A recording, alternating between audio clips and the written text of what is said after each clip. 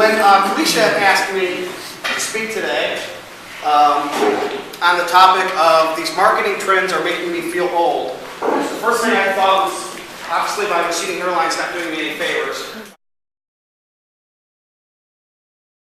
I was telling a story to someone just before we got started today, is that a year ago only, and I know this because we have a client that is in the housing industry, and they went on a hiatus about a year ago, and at the time they were asking us, should we have a blog? And a lot of our clients were asking us that. Should we have a blog? Should we have a blog? I just spoke with this woman again a year later, almost to the day, this morning, and it reminded me that people aren't asking that question anymore, should we have a blog? Some do, but they want to know, should we be on Twitter? Should we be on Facebook? Should we be on LinkedIn? And the answer to that question is, or all those questions is, it depends, but no one's asking us anymore, should we have a blog? So I don't know if that's because they have a blog, or because they feel like the blog bio is outdated. Again, it just underscores how quickly things are evolving, and if I were to come back a year from now, we might not even be talking about a lot of these things that are on this list. There's going to be a whole new conversation prism to talk about. I just read an article in the Free Press, I don't know if you guys saw it on Sunday, that said Facebook, the largest percentage of Facebook users is between the ages of 35 and 49. To me, that doesn't sound young. It doesn't sound like little kids. It sounds like decision makers. Networking groups used to be personal like this, where you get to meet people and shake hands. Hopefully they still are and still will be, but people are finding the networking thing happening better, easier, quicker on LinkedIn. They're meeting people. There's other things besides LinkedIn, but LinkedIn is the most popular.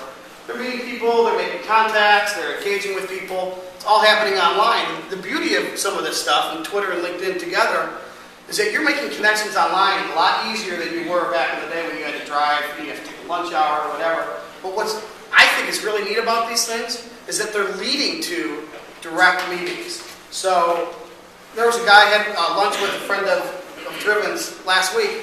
I would have never met the guy. I know I wouldn't have. He may have called me and asked me to lunch. I may have taken the call. But I met him through a colleague of mine on Twitter. Found he's a neat guy, cool guy. He sent me a direct message on Twitter, said, would you like to have lunch sometime? And I said, absolutely, because I kind of already got to know the person. There's these things called tweet-ups. You've heard about tweet-ups, right? Where people who are actually getting away from beyond the computer, and after work, they're meeting up with all the people that they're engaging with on Twitter. People are starting to have some business conversations in person that all started online. It used to be that a company would hire a PR firm or marketing firm because they need a publicist. They need someone to help them get their message out to their constituents via traditional media. So we want an article in Crane's Detroit Business about this new product we're launching. They hire a PR firm to help make that happen. That's still, my training's in PR, so I'm not going to say that that's a dinosaur yet. But what people are looking to firms like ours now and others, these new firms, not so much publicists, but they're looking to us as the role of publisher. So why do I need to have Cranes tell my story when I can tell my story directly to my constituents via my blog or via YouTube or via LinkedIn, Facebook, all these different avenues. So quite a bit different.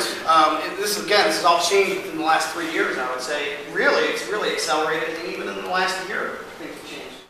You share content, you discuss. You don't just kind of put something up and walk away from it. You're very engaged with an audience, and you connect with them. Lastly, you do all that stuff, and then you measure.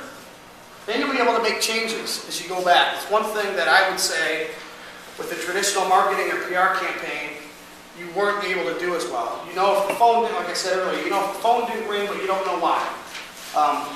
It's a much more measurable environment for you to kind of make changes to a campaign, redefine your audience, redefine your message if necessary, and redefine the tactics.